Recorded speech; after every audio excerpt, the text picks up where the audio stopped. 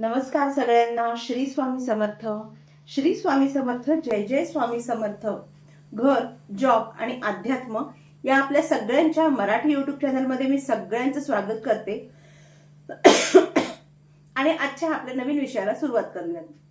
आपल्या उद्यापासून म्हणजे 17 मे ते 15 जून 2026 पर्यंत आपला पवित्र असा अधिक मास सुरू होत आहे. आणि या अधिक मासामध्ये बरेच जण वेगवेगळ्या सेवा, पूजा अर्चना, भगवान श्री हरी विष्णूंची सेवा, काही व्रत, नियम, काही संकल्प हे पूर्ण करत असतात. पण या सगळ्या संकल्पांसोबत अधिक मासामध्ये अतिशय विशेष अशी सेवा केली जाते, ती म्हणजे गंगा पूजनाची. आणि याच अधिक मासामध्ये हा जो गंगा पूजनाचा 10 दिवसांचा जो उत्सव केला जातो त्याला गंगा दशहरा उत्सव असे देखील म्हणतात. आणि आपल्या दिंडोरी प्रणित मार्गामध्ये गंगेची किंवा गंगा पूजनाचा जो विधी सांगितला आहे तो अगदी थोडक्यात सांगितला आहे. पण या विधीमुळे किंवा गंगा पूजन केल्यामुळे काय फायदे होतात हे आपण आधी अगदी थोड्या वेळात आपण जाणून घेऊया. सर्वप्रथम गंगा नदीला किंवा कुठल्याही नदीला गंगेसम मानून तिचं पूजन करणं, तिची ओटी भरणं, तिच्या पात्रावर जाऊन तिच्याविषयी कृतज्ञता व्यक्त करणं ही आपली भारतीय परंपरा वर्षानुवर्षापासून चालत आलेली आहे. याचं कारण म्हणजे कुठलीही नदी ही आपल्याला जीवन देणारी असते. नदीच्या पाण्यापासूनच शेती उगवत असते. त्याचप्रमाणे आपल्याला पिण्यासाठी म्हणजे वेगवेगळ्या प्रत्येक आपल्या जीवनाच्या गरजा भागवण्यासाठी पाण्याची गरज असते. आणि पाण्याचा सर्वप्रथम स्रोत असा नदी हा मानला जातो पावसाच्या व्यतिरिक्त. पण या निसर्गाचं त्याचप्रमाणे निसर्गातून आपल्याला ज्या काही गोष्टी मिळतात त्या गोष्टींविषयी कृतज्ञता व्यक्त करण्याचा हा आपली हिंदू धर्म संस्कृती आहे. आणि त्याचमुळे आपण गंगा नदीविषयी कृतज्ञता निर्माण करण्याचा हा जो अधिक मास असतो हा अतिशय विशेष असा मानला जातो.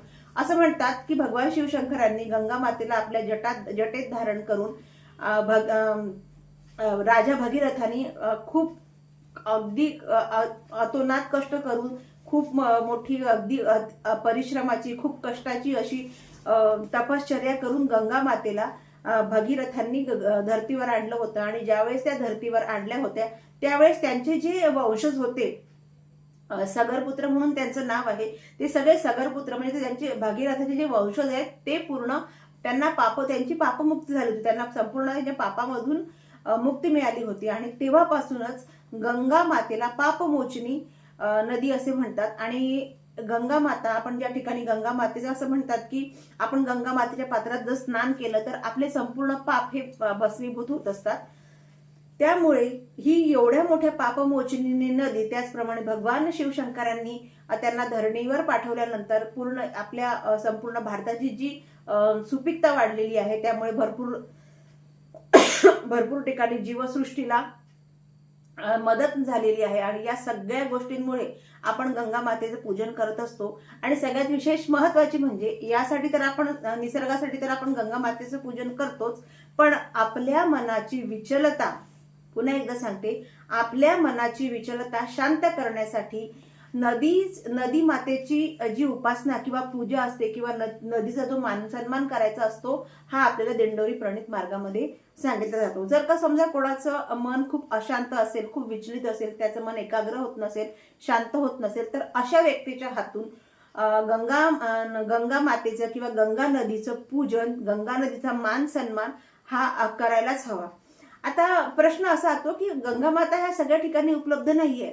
त्यामुळे आपल्या भागामध्ये ज्या कुठल्याही नद्या असतील त्यांना गंगा मातेसम मानून त्यांचा आपल्याला मान सन्मान करायचा असतो. तर हाच मान सन्मान अधिक महिन्यामध्ये अतिशय विशेष करून केला जातो. आणि गंगा मातेच्या पूजनासाठी किंवा कुठल्याही नदी मातेचा मान सन्मान करण्यासाठी अधिक मास हा सगळ्यात श्रेष्ठ मानला जातो. त्यामुळे बरेच जण तुम्हाला माहिती असेल की गंगा म्हणजे नदीमध्ये जाऊन स्नान करतात, पूर्ण अधिक मासभर त्या नदीचं पूजन करतात, तेथे दीपदान करतात, अशा सगळ्या गोष्टी नदीच्या पात्रामध्ये करत असतात. त्यामुळे या अधिक मासामध्ये आपण गंगा नदीचा मान सन्मान किंवा कुठल्याही आपल्या परिसरामध्ये जी कोणती नदी माता असेल तिचा मान सन्मान कसा करायचा गंगा माता समजून ते आपण आजच्या व्हिडिओमध्ये बघणार आहोत. तर गंगा मातेचा सन्मान हा आपण ज्या पद्धतीने एखाद्या स्त्रीची ओटी भरून करत असतो त्याच पद्धतीने करायचा असतो. त्यामध्ये गंगा मातेची तुम्ही साडी चोळी भरून तिची संपूर्ण खडा नारळाने ओटी भरू शकता. किंवा तुम्हाला जर का शक्यतो तुम्हाला ज्या पद्धतीने वाटेल, समजा तुम्हाला तर साडी नसेल घ्यायची, तुम्ही साधी खडा नारळाने देखील खड नारळ, त्याचप्रमाणे नारळ म्हणजे नारळाची छोटीशी वाटी घ्यायची, त्याचप्रमाणे हळकुंड, बदाम, सुपारी आणि सगळ्यात महत्वाची गोष्ट म्हणजे ओटीमध्ये तीळ आणि तांदूळ हे समप्रमाणात घ्यायचे. तीळ आणि तांदूळ, ओटीमध्ये नुसते तांदूळ घ्यायचे नाही, तीळ आणि तांदूळ दोनही समप्रमाणात घ्यायची. आणि सगळ्यात महत्वाची गोष्ट म्हणजे गंगा नदीचा किंवा कुठल्याही नदीची ओटी भरताना ब्लाउज पीस हा शुभ्र रंगाचा वापरायचा असतो.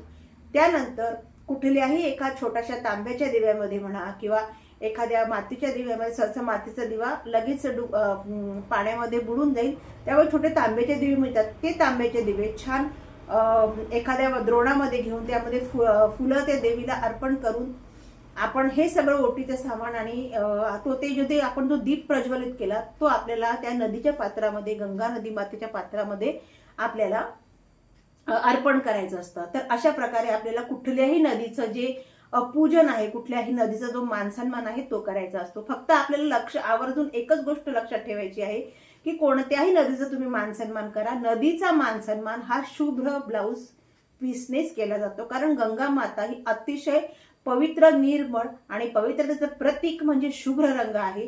त्यामुळे कुठल्याही नदीची ओटी भरताना शुभ्र रंगाच्या ब्लाउज पीसने किंवा शुभ्र रंगाच्या साडीने भरण्यात येते.